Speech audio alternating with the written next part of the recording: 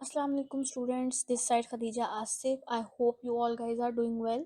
So आज का जो हमारा लेक्चर का टॉपिक है वो है जोन ऑफ इंटरेस्ट, जो कि लिखा है माहिर अली ने, ओपिनियन आर्टिकल है. But this is not a sort of a opinion article. आप इससे जो है वो एक बुक रिव्यू कह सकते हैं, क्योंकि ये है एक बुक रिव्यू ही, या आप इसको जो है वो मूवी रिव्यू भी कह सकते हैं.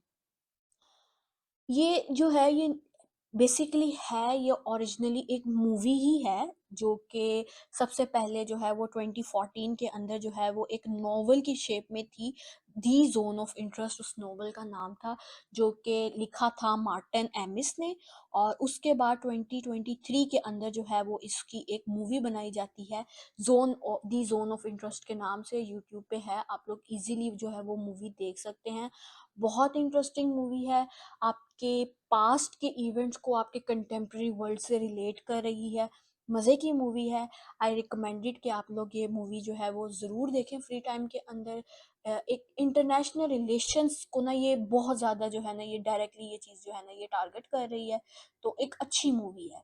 और ऑन द अदर हैंड अगर हम देखें कि बेसिकली ये है क्या, या मूवी किस चीज़ पर बेस कर रही है, तो मूवी जो है वो बेसिकली बेस कर रही है आपके वर्ल्ड वॉर वन के अंदर. जो वर्ल्ड वॉर वन में जो नाजी जर्मनी और आपके यूएसएसआर का रोल था. हम सबको पता है कि वर्ल्ड वॉर वन क्या थी, क्यों हुई, और क्या उसके कॉन्सिक्वेंसेस क्या थे, क्या चीज़ें हम लोगों ने फेस की.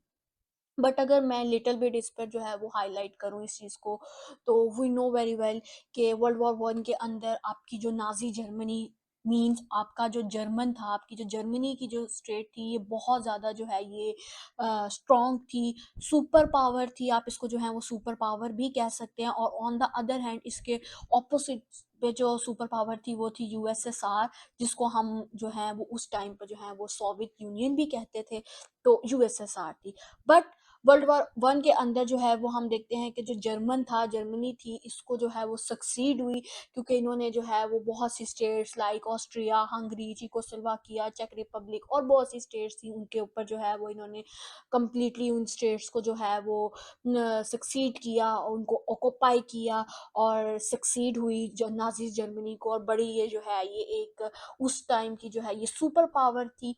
तो बेसिकली जो मूवी है ना वो सारी जर्मनी के जीनोसाइड के ऊपर डिपेंड करती है, कि जो जर्मनी ने जो है जो जीनोसाइड किया था उस टाइम पर, उससे रिलेटेड ये मूवी है. और वो जीनोसाइड आज के कंटेम्प्रेरी वर्ल्ड के अंदर किस तरीके से रिलेट कर रहा है, उस चीज़ के बारे में जो है वो हम बात करेंगे. और बेसिकली ये जो राइटर है माहिर अली, इन्होंने भी जो ये है वो यही किया है कि इन्होंने पास्ट की मतलब कि हिस्ट्री के इवेंट्स को जो है वो कंटेम्प्रेरी वर्ल्ड से जो है वो रिलेट किया है, और उसको जो है वो कनेक्ट किया है. ऑन द अदर हैंड ये बताया गया है कि अगर हम हिस्ट्री से फ़ायदा नहीं लेते, हिस्ट्री से हम लोग लेसन नहीं सीखते, तो हिस्ट्री जो है वो रिपीट होती रहती है. अगर हम लोगों की सफरिंग्स को, उनके ऊपर किए जाने वाले वायलेंस को, उनके ऊपर किए जाने वाले जीनोसाइड को अगर हम लोग इग्नोर करते हैं, तो वो चीज़ हमें वो रिपीट होती है, और कभी ना कभी वो है जो वो हमारे सामने आनी होती है. तो बड़ा इंटरेस्टिंग आज का लेक्चर है. C S S P M S के हिसाब से अगर हम देखें इस चीज़ को, तो C S S P M S के हिसाब से ये इम्पॉर्टेंट है सॉर्ट ऑफ, बिकॉज मूवी है, एक नॉवल भी रह चुका है, नॉवल के बाद मूवी बनी और वर्ल्ड वॉर वन के रिलेटेड है. तो एज अ एग्जाम्पल जो है ना वो आप इस चीज़ को बहुत अच्छे तरीके से कैरी कर सकते हैं अपने ऐसे क्वेश्चंस के अंदर, जो कि हिस्ट्री से रिलेटेड होंगे, जो कि इंटरनेशनल रिलेशन से रिलेटेड होंगे, या जिन क्वेश्चंस के अंदर वर्ल्ड वॉर वन का जो है वो स्पेसिफिकली जो है वो जिक्र किया गया होगा. तो उसके अंदर जो है ना वो आप इस मूवी को और इस बुक को, इस नॉवल को जो है वो बहुत अच्छे से जो है वो कोप अप कर सकते हैं. और बेसिकली एक बुक रिव्यू ही है, तो हम इसको जो है वो चल के देखते हैं बड़े डिटेल से कि बेसिकली है क्या. जोन ऑफ इंटरेस्ट जो है वो बेसिकली मूवी है, तो क्या हुआ था मूवी में, और किस तरीके से जो है वो कनेक्शन किस तरीके से बना है. So let's move toward the lecture. So this is the article. अगर आप चाहें तो आप इसको रीड भी कर सकते हैं. माहिर अली ने जो है वो ऑथर ने अपने अंदाज में जो है वो मूवी को डिस्क्राइब किया है, थोड़ा सा एलेबोरेट किया है, और जो आपके हिस्टोरिकल इवेंट्स थे ना उसको आपके कंटेम्प्रेरी वर्ल्ड से जिस तरीके से रिलेट किया है, जिस तरीके से जो है वो चीज़ों की इलस्ट्रेशन की है, आप चाहें तो आप पढ़ सकते हैं। ऑन द अदर हैंड अगर आप यूट्यूब के ऊपर ये दी ज़ोन ऑफ इंटरेस्ट मूवी ही देख लेंगे ना, तो आपको बहुत अच्छे तरीके से समझ आ जाएगी कि ये चीज़ है क्या और हुआ क्या। और बहुत ईज़ी और बहुत सिंपल है, और मैं आपको सिंपली ही इसको एक्सप्लेन करूँगी। आई होप कि आप लोगों को जो है वो समझ में आ जाए कि बेसिकली ये आर्टिकल, ये ओपिनियन है क्या। आर्टिकल का अगर हम मेन थीम देखें ना, तो वो यही है कि आर्टिकल का भी मेन थीम और मूवी का भी मेन थीम वो यही है कि उन्होंने बताया है कि किस तरीके से जो है वो नाज़ीज़ जर्मनी ने जो है वो उस टाइम पर एक ऑट्रोसिटी का जो है, ऑट्रोसिटिक स्टेट का जो है वो रोल प्ले किया था। ऑट्रोसिटी स्टेट से मुराद आप कह लें कि एक अथॉरिटेटिव जो स्टेट होती है ना, अथॉरिटेटिव रिजीम जिसे आप कहते हैं। तो आप इसे ये कह सकते हैं कि किस तरीके से जो है वो नाज़ी जर्मनी जो था वो उस वक़्त जो है वो एक अथॉरिटेटिव पावर, एक सुपर पावर का जो है वो एक रोल प्ले कर रहा था, और जिस तरीके से उस टाइम पे जो है वो जिनोसाइड हम देखते हैं, किस तरह हमने देखा कि इनह्यूमैनिटी हमने अपने वर्ल्ड वॉर वन के अंदर देखी, कितनी डिवास्टेशन हुई, कितनी हमने कैजुअलिटीज फेस की, एक डेथ कैंप का जो है वो सिचुएशन बनी हुई थी। और कंटेम्प्रेरी वर्ल्ड से अगर हम उसको रिलेट करें, तो हमारे गज़ा, हमारे इज़राइल पैलेस्टाइन का जो आपस में कॉन्फ्लिक्ट है, और इज़राइल ने पैलेस्टाइन के अंदर जितनी तबाही बर्पा की हुई है, और 463 डेज़ हो चुके हैं, लेकिन आज भी जो है वहाँ पर कुछ ना कुछ जिनोसाइड हो रहा है इज़राइल की तरफ से, ख़त्म नहीं हुई वो चीज़। तो ये सारी चीज़ जो है ये हम देख रहे हैं कि किस तरीके से हमारे हिस्ट्री के इवेंट्स जिनसे हमने लेसन नहीं लिया, आज वो हमारे जब कंटेम्प्रेरी वर्ल्ड में वो चीज़ हो रही है, जब हमारी आँखों के सामने वो चीज़ हो रही है, तो वो कितनी जो है वो डिवास्टेशन उस चीज़ के अंदर है, और कितने जो हाँ हैं हम जो है वो इंसानियत की बेहुरमती की जा रही है हमारे सामने। और हम उस चीज़ के ऊपर जो है वो हम खामोश हैं कि वो कहते हैं कि silence is the face of injustice, और ये एक डेंजरस सिचुएशन है। अगर आप चुप रहते हैं ना किसी ज़ुल्म के ऊपर, तो वो एक इनजस्टिस के ऊपर अगर आप खामोश हैं ना, तो वो एक बहुत बड़ी डेंजरस सिचुएशन है। वो खुद एक ज़ुल्म है अगर आप उस चीज़ के ऊपर खामोश हैं, अगर आप प्रॉपर तरीके से जो है वो उस चीज़ को उसकी चीज़ के ऊपर आवाज़ नहीं उठा रहे हैं, तो आप भी ज़ुल्म कर रहे हैं, आप भी ज़ालिमों में ही शुमार हो रहे हैं। तो ये जो है ये बेसिकली आज के लेक्चर का बेसिक थीम ही यही है कि किस तरीके से हमारे हिस्टोरिकल इवेंट्स हमारे कंटेम्प्रेरी वर्ल्ड को जो है वो रिलेट कर रहे हैं। ओके, थोड़ा-सा अगर हम मूवी के बारे में देखें, तो मूवी बेसिकली जो है ना वो एक डॉक्यूमेंटेशन ही है, जिसमें जो है वो हम देखते हैं कि जर्मनी के एक कमांडर थे जिनका नाम था रुडोल्फ हॉस। वो अपनी फैमिली के साथ जो है ना वो आउशविट्ज़ में रहते थे। आउशविट्ज़ जो था वो जर्मनी के आस-पास का ही एक इलाका था, और आउशविट्ज़ में वो रहते थे अपनी फैमिली के साथ, और बहुत ही एक हैप्पी और पीसफुल जो है वो वहाँ पर लाइफ जो है वो स्पेंड कर रहे थे। अब जो ये आउशविट्ज़ था ना, इसको आप कंसीडर करो कि ये उस टाइम पे जो था ना वो डेथ कैंप की सिचुएशन थी। यहाँ पर हद से ज़्यादा लोगों की ना कैजुअलिटीज़ होती थी, और हद से ज़्यादा जो है ना वो जिनोसाइड था उस टाइम पर। बट ये जो रुडोल्फ हॉस था, कमांडर जो था आपका नाज़ी जर्मनी का, ये अपनी फैमिली के साथ बहुत पीसफुली उधर जो है वो रह रहा था। और जिस तरीके से जो है ये उस जगह की स्क्रीमिंग को, लोगों की स्क्रीमिंग को, और उस डेथ कैंप के अंदर से निकलने वाले धुएँ को, लोगों की चीखों-पुकार को जिस तरीके से ये इग्नोर कर रहा था, ये चीज़ जो है ये हमें इस चीज़ का जो है वो लेसन देती है कि हम अ, किस तरीके से अपने इर्द-गिर्द किए जाने, अपने आस-पास होने वाले जिनोसाइड को, अपने आस-पास होने वाले लोगों के साथ नाइंसाफ़ियों को किस तरीके से है जो है वो हम इग्नोर करते हैं।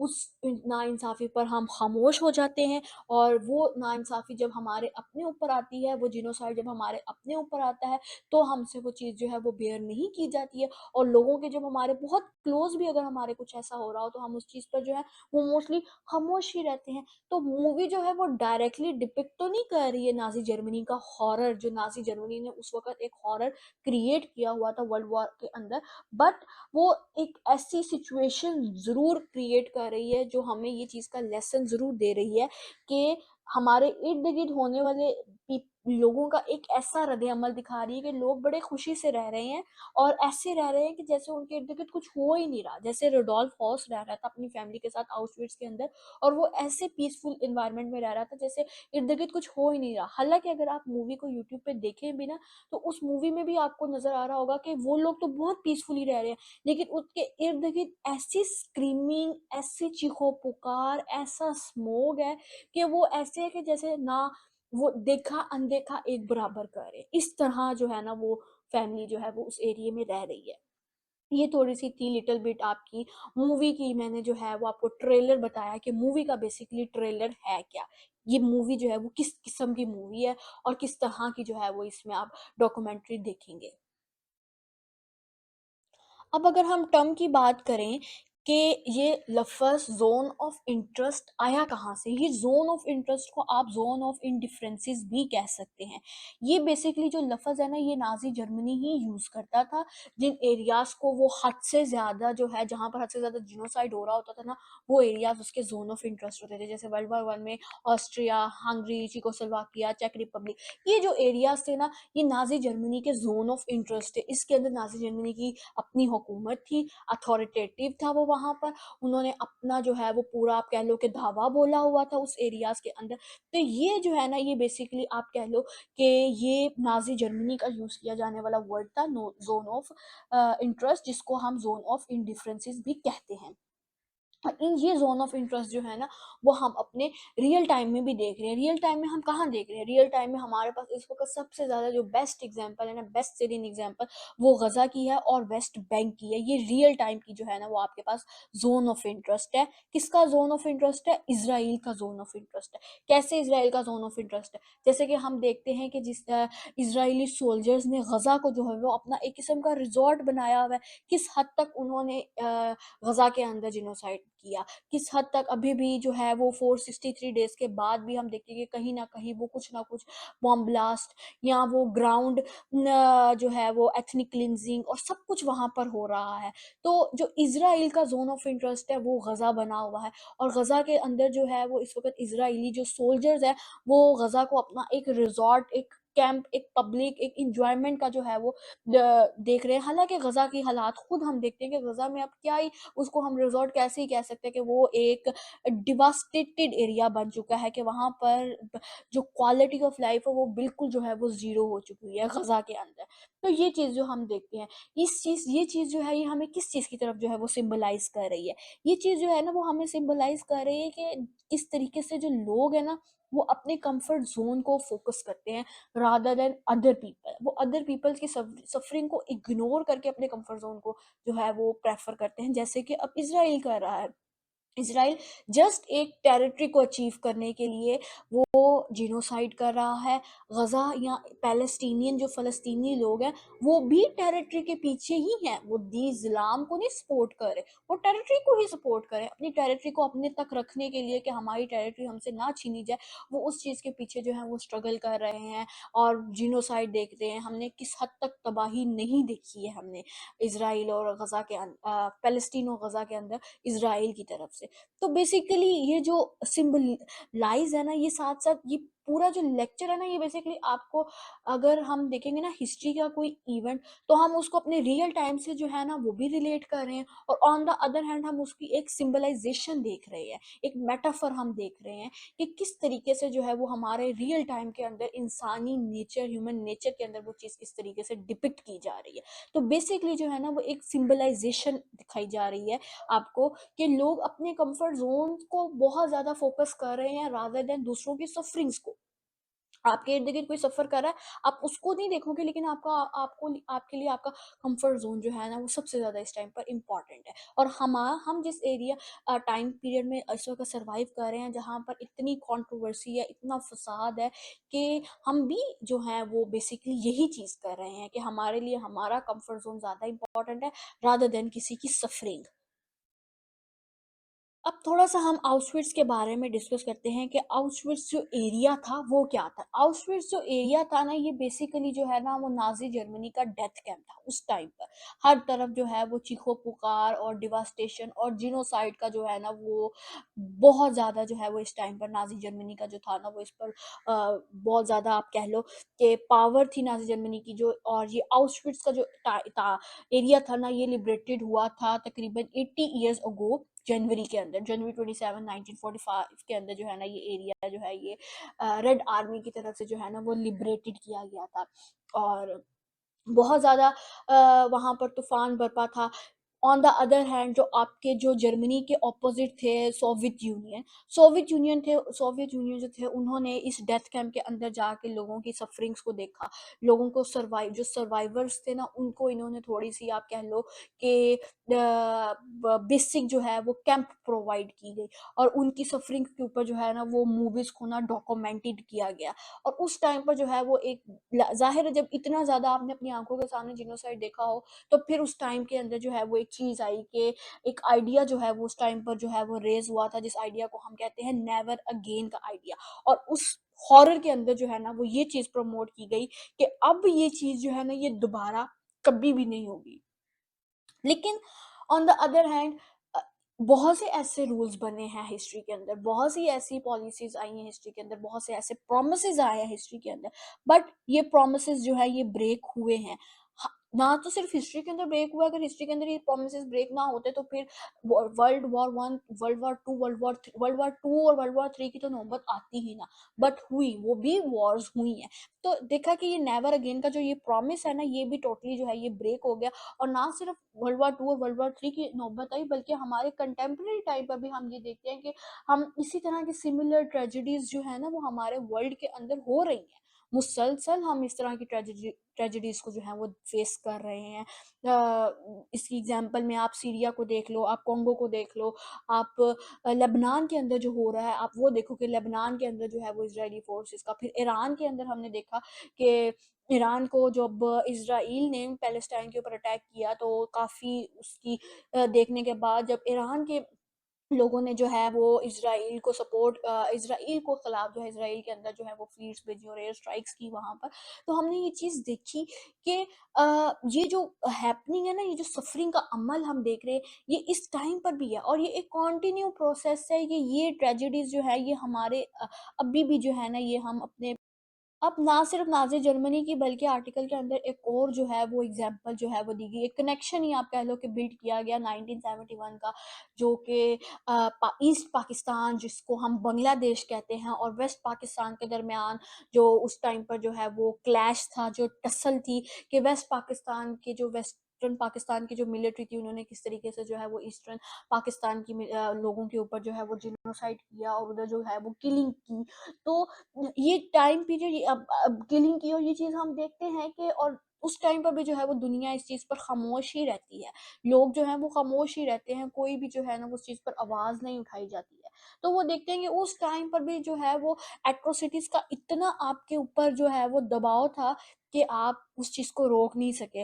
और silence enable further atrocities, lesson important lesson कि आपका जो खामोश रहना है वो मज़ीद इस तरह के रवैये को प्रमोट कर रहा होता है। अगर आप इनजस्टिस के खिलाफ आवाज़ नहीं उठाएँगे, तो मज़ीद इनजस्टिस जो है वो होगा। और अभी तो सिर्फ़ लोगों को आप अपने इर्द-गिर्द आप अपने अराउंड देख रहे हैं ना कि इस तरह का इनजस्टिस आप देख रहे हैं। जब आपके ऊपर खुद के ऊपर ये इनजस्टिस होगा तो वो चीज़ जो है वो फिर ज़्यादा डेंजरस होती है।